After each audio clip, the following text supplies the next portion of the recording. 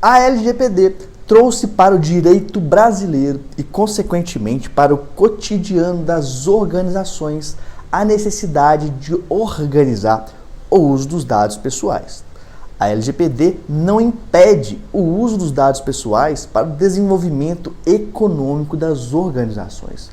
O que ela exige é o encaixe do uso, como se fosse um Lego, a uma das 10 hipóteses do artigo 7º que nela constam.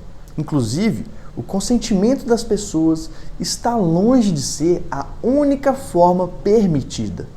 E na Europa, cuja legislação é a base para a LGPD e também é muito mais madura do que a nossa lei brasileira de proteção de dados, apenas 5% dos tratamentos dos dados pessoais são fundamentados em consentimento. Por outro lado, 70% desses usos são fundamentados no legítimo interesse. Por isso, eu falo aqui da importância da análise do legítimo interesse como base para o uso dos dados pessoais no desenvolvimento econômico. E aí você tem que perceber o seguinte: o objetivo da análise do legítimo interesse é estabelecer os procedimentos para análise e formalização da aplicação da hipótese legal no tratamento para atender aos interesses legítimos nossos, porque nós tratamos dados, ou a dos nossos clientes.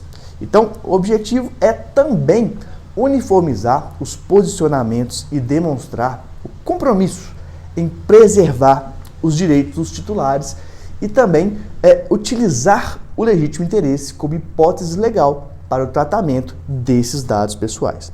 E aí é o seguinte: a utilização do legítimo interesse como base legal é válida quando, após submetidos a uma avaliação, direitos e liberdades do titular não forem sobrepostos pelo interesse legítimo da organização. Então, na verdade, é uma busca pelo equilíbrio. O legítimo interesse ele deve ser aplicado para fundamentar o tratamento de dados pessoais apenas para finalidades legítimas, a partir de situações concretas que incluem, mas não se limitam, ao apoio e à promoção de atividades da organização e à proteção dos direitos ou serviços que beneficiem os titulares. Somente os dados pessoais estritamente necessários para a finalidade pretendida pela organização que está sendo analisada devem ser tratados com base no legítimo interesse. Caso seja possível alcançar com esforços razoáveis a mesma finalidade no tratamento desses dados pessoais com base em uma outra hipótese do artigo 7º, outra hipótese de tratamento, a hipótese, então, do legítimo interesse não deve ser aplicada, ou eu não indico que seja aplicada. Portanto, a avaliação do legítimo interesse, ela visa apoiar a tomada de decisão quanto ao uso desse legítimo interesse e equilibrar os interesses da organização com os interesses dos titulares dos dados. A etapa 1 da análise do legítimo interesse, da finalidade legítima, ela é usada para identificar qual que é a finalidade do tratamento dos dados pessoais pretendidos e por qual razão é importante para a organização ou para terceiro, a fim de demonstrar claramente os seus objetivos. A etapa 2 dessa análise de necessidade é usada para avaliar se os tratamentos de dados pessoais eles são necessários para atingir os objetivos comerciais ou os objetivos do negócio da organização, ou se existem outras possibilidades de atingir a finalidade pretendida com outras formas de tratamento de dados pessoais. Nos casos em que exista uma alternativa, entretanto, se essa alternativa ela requer um esforço desproporcional da organização, também é legítimo considerar o tratamento como necessário pelo legítimo interesse.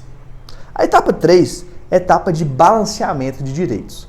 Ela é usada para mensurar, para medir se os direitos e as liberdades do titular estão sobrepostos pelo legítimo interesse da organização. Para tanto, o teste de balanceamento deve ser conduzido de uma maneira justa, de uma maneira imparcial. sempre considerando então os interesses de todas as partes envolvidas no tratamento, de acordo com os seguintes fatores para a sua tomada de decisão. O primeiro fator, tá, é a natureza dos interesses, considerando as expectativas razoáveis do titular, o tipo de dados pessoais e a natureza dos interesses da organização. O segundo fator é analisar o impacto do tratamento dos dados nesse caso.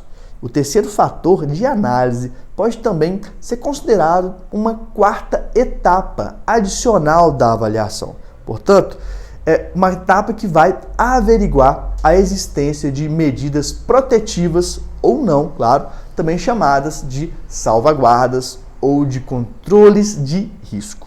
Inclusive, nessa etapa, a segurança da informação com as ISO 27001 e 27002 é muito importante, pois estabelece boas práticas a serem seguidas no controle desse risco.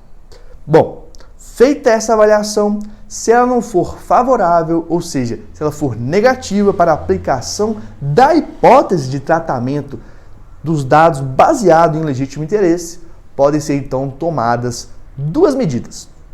A primeira medida é reduzir o escopo, reduzir aquilo que você vai tratar, refinar a natureza do processo de tratamento de dados pessoais, ou ainda, junto dessa primeira medida, implementar novos controles para mitigar riscos e assegurar direitos. Em sequência, aí você tem que fazer o quê? Realizar uma nova avaliação e se essa nova avaliação cumpriu e resolveu essa questão.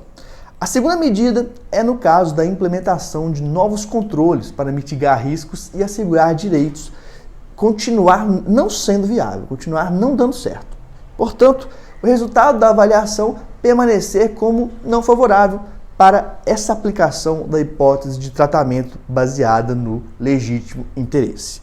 Nesse caso, então, continua não sendo favorável, tá? Você pode buscar outra hipótese de tratamento que permita realizar o tratamento pretendido ou não realizar o tratamento pretendido.